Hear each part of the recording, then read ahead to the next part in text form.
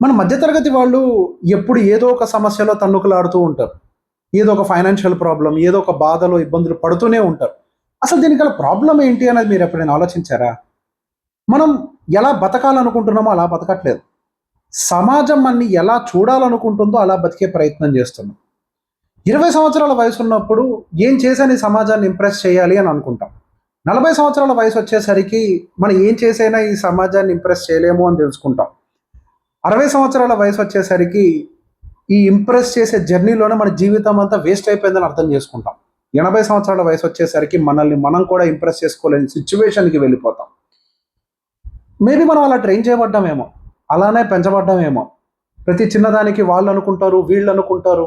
అనుకుంటారు అనేదేంటన్నా? మనం ఎవరికైనా హాని చేస్తున్నామనంటే, లేకపోతే మన వల్ల ఎవరికైనా నష్టం జరుగుతుంది అనంటే, అనుకుంటారు అన్న మాట పనిచేస్తది గానీ, మన బతుకు మనం బతికేటప్పుడు ఒకళ్ళు అనుకుంటారు అని ఆలోచిస్తే ఇంకా అది మీ బతుకెందుకు అవుద్ది?